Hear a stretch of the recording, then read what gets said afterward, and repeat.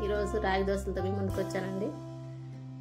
పల్లి చట్నీ అండ్ అల్లం చట్నీ దానికి కాంబినేషన్గా చేశాను. రాగి దోశలకి ముందుగా రాగుల్ని శుభ్రంగా కడిగి 2.5 కప్పులు రాగులు తీసుకున్నానండి. అలాగే 1 కప్పు మినపగుండ్లు తీసుకున్నాను. ఈ శుభ్రంగా 4-5 సార్లు కడిగిన తర్వాత 8 నుంచి 9 గంటల వరకు బాగా నానబెట్టాను. రాగుల్లో ఏమైనా రాళ్ళు ఉంటే ఏమోనని రాగుల్ని బాగా చల్లించి పెట్టానండి. బాగా నానిన తర్వాత మనం మిక్సీ పట్టుకునేటానికి ముందు ఒక అరగంట ముందు అరకప్పు అటుకుల్ని ఇలా నీళ్ళల్లో శుభ్రంగా కడిగి నానబెట్టుకోవాలి. ఇప్పుడు ఈ మూడింటిని గ్రైండ్ చేసుకోవాలి, మెత్తగా ఫైన్ పేస్ట్ చేసుకోవాలి.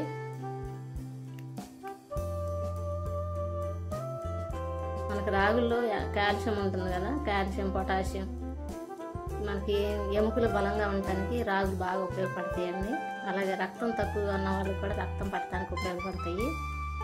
వారంలో కనీసం 2 సార్లన్నా రాగులతో ఏమైనా చావు కానీ సంగటి కానీ ఇలా దోశలు కానీ ఇడ్లీ కానీ ఏదో ఒక రూపంలో మనం తీసుకోవడం వల్ల మంచి హెల్త్ బాగుంటుంది. ఇది చూడండి, ఈ విధంగా బాగా మెత్తగా మిక్సీ పట్టుకోవాలి. ఇలా మొత్తం అంతా మిక్సీ పట్టి గిన్నెలో వేసుకున్నాను. ఈ పిండి అంతటిని మిక్సీ పట్టుకున్న తర్వాత సాల్ట్ వేయకూడదండి. సాల్ట్ వేయటం వల్ల ఇది పర్మనెంట్ అవ్వదు, అందుకని సాల్ట్ వేయకుండా ఇలా మొత్తం మిక్సీ పట్టుకున్న తర్వాత చేత్తో అంత బాగా కలిపేసుకోవాలండి. చేత్తో కలపటం వల్ల ఏమవుతుందంటే ఇది పులవటానికి ఎక్కువ యూస్ఫుల్గా ఉంటుంది. మన చేత్తో కలిపినప్పుడు బాగా పులుసుద్ది అనమాట, పిండి పర్మనెంట్ అవుతుంది. అందుకని చేత్తో కలుపుకున్నాను. ఇలా బాగా అంతా కలుపుకొని మూత పెట్టేసి నైట్ అంతా అలా వదిలేయాలండి.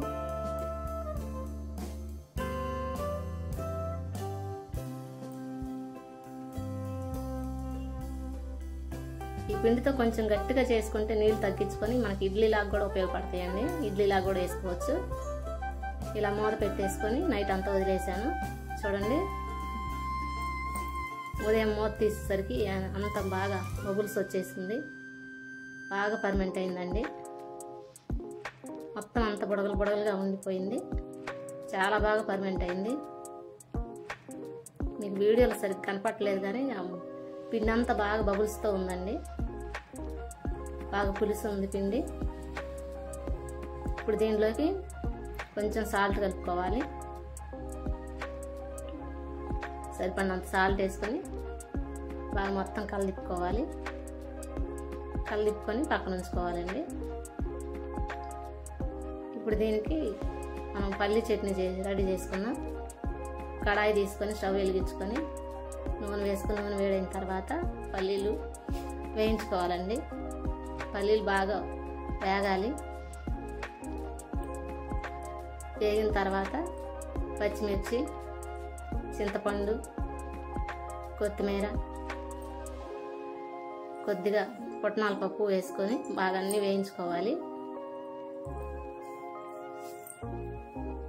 చూడండి, చింతపండు వేస్తాను, కొద్దిగా చింతపండు, పుట్నాల పప్పు, కొద్దిగా కొత్తిమీర. దీంట్లో మీరు అల్లం కూడా వేసుకోవచ్చండి. నేను అల్లం చట్నీ చేశాను కాబట్టి అల్లం వేయలేదు. అల్లం కూడా వేసుకొని వేయించుకుంటే బాగుంటుంది. కొద్దిగా 4-5 రెమ్మలు వెల్లుల్లిపాయలు కూడా వేసాను.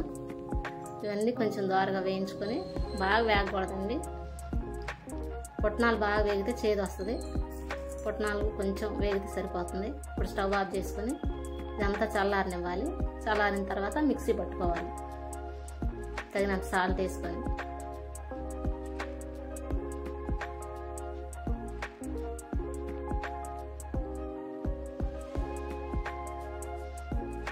సాల్ట్ వేసుకొని మిక్సీ పట్టుకోవాలి. కొంచెం నీళ్ళు పోసుకొని మిక్సీ పట్టుకోవాలి.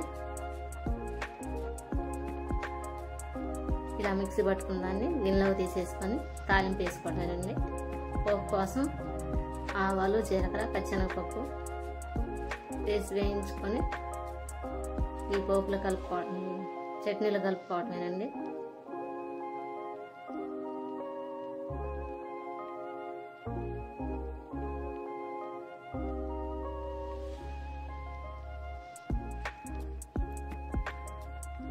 చట్నీ బాగుంటుందండి, అన్నిటిలోకి గ్రీన్ చట్నీ లాగా బాగుంటుంది.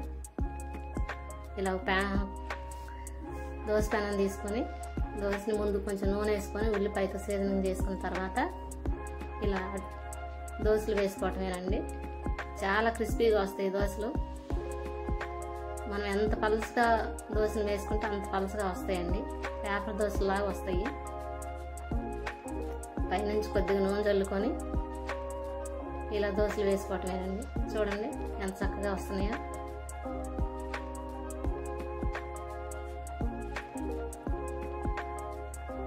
రెండో వైపు కూడా కాల్చుకొని తీసేసుకోవటమేనండి. చూడండి ఎంత క్రిస్పీగా ఉందో దోశ. ఎంతో టేస్ట్గా ఉంటాయండి, అలాగే హెల్త్కి కూడా చాలా మంచిది. తప్పకుండా ట్రై చేయండి.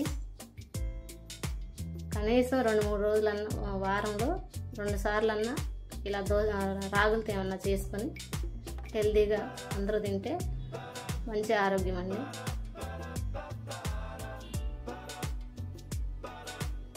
వీడియో నచ్చితే తప్పకుండా లైక్ చేయండి, సబ్స్క్రైబ్ చేయండి. ప్లీజ్ సపోర్ట్ చేయండి. పైనుంచి మూత పెట్టుకొని కూడా ఇలా దోశలు త్వరగా మగ్గుతాయండి మూత పెట్టుకోవటం వల్ల దోశలు.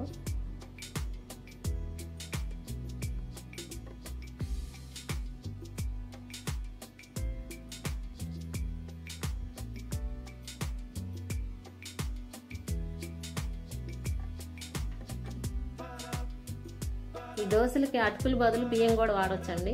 అటుకుల ప్లేస్లో బియ్యం కూడా వేసుకోవచ్చు. చూడండి ఎంత బాగా వచ్చింది పేపర్ దోశ. గ్రీన్ చట్నీ, పల్లి చట్నీ అండి ఇది. ఇది అల్లం చట్నీ.